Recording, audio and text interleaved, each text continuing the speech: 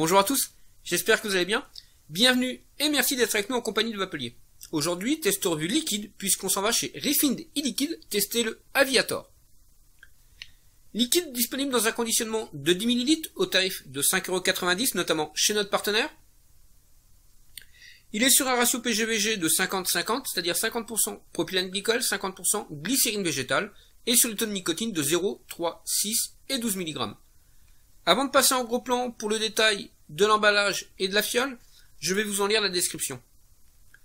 Aviator est un e-liquide aux notes de crème de banane, chantilly et gaufre vanille. Tout de suite, le gros plan. Allez, donc on se retrouve pour le détail du flaconnage et de l'emballage. Donc on se retrouve sur une petite boîte cartonnée comme celle-ci, au design relativement simple, mais je trouve qu'il fait relativement classe également. Donc on a bien le nom de la marque, Refind e-Liquid, un petit message de leur part, e-Liquid nuage raffiné. On a le nom du liquide, Aviator. En tournant la boîte, on se trouve sur cette face, donc on nous dit que c'est un liquide fabriqué en France par, voilà, vous avez le nom du laboratoire ainsi que son adresse et son numéro de téléphone. On a le diamètre de la pipette, la quantité, un petit message de prévention. Sur l'autre face, on a bien le dosage de nicotine, la composition du liquide, les pictogrammes, y compris le pictogramme, alors je ne sais pas si on va bien le voir, le pictogramme en relief pour nos amis non-voyants. On a bien un numéro de lot, une date de déluo, on reprend donc le nom du liquide et un code barre. Sur la quatrième face, on nous dit que c'est un liquide qui a été élaboré au Canada, avec donc le nom de la société qui l'a élaboré, leur site internet, leur adresse mail, leur numéro de téléphone. On reprend le diamètre de la pipette et la quantité. Au niveau de la fiole, on se retrouve donc sur une fiole comme ceci, qui reprend le même design que la boîte, pardon. Donc on reprend bien le nom de la marque, le nom du liquide, le dosage en nicotine et la quantité. De ce côté-ci, on se retrouve donc avec la composition, le numéro de lot, la date de déluo, le petit pictogramme en relief qu'on aperçoit bien ici pour nos amis non-voyants, et les pictogrammes habituels, et on reprend donc le nom du laboratoire, son adresse et son numéro de téléphone. Sur la partie supérieure, donc on va forcément y retrouver un bouchon sécurité enfant avec un seau d'inviolabilité. Et là, hop, on va découvrir la pipette de 3 mm de diamètre. Allez, on se retrouve donc pour le test du Aviator.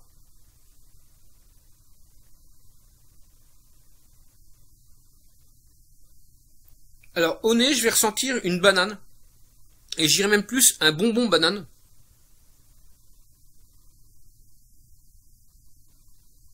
Et je vais ressentir une pointe de vanille. On va le tester sur le petit WAPS Nano, monté à 0,35-0,40 ohms, et on va vaper à une hauteur de 25 watts.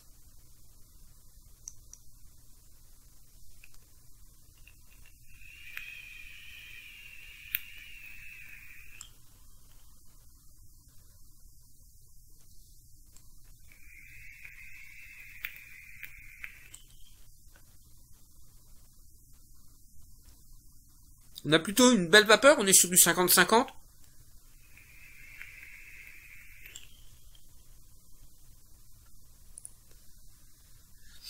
Le 8 est correct pour un hit de 3 mg. Ensuite, au niveau du goût, tout de suite, je vais ressentir cette banane.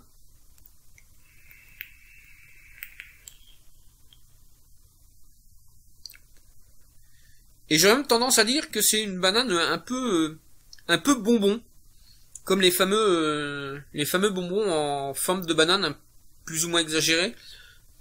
Et même le côté sucré qu'il y a sur ce bonbon, je le ressens dans le liquide.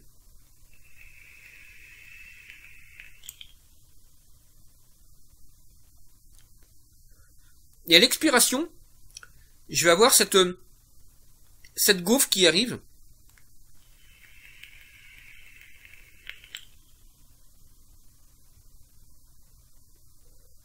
Et qui masque un petit peu la force de la banane, la puissance de la banane.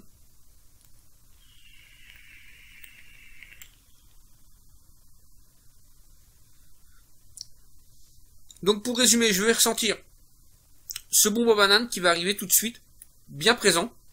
Ensuite, on peut détecter une petite pointe de vanille, et après à l'expiration, on va avoir ce mélange gaufre-vanille qui masque un petit peu la banane, enfin, pas masqué, mais qui atténue un petit peu cette banane.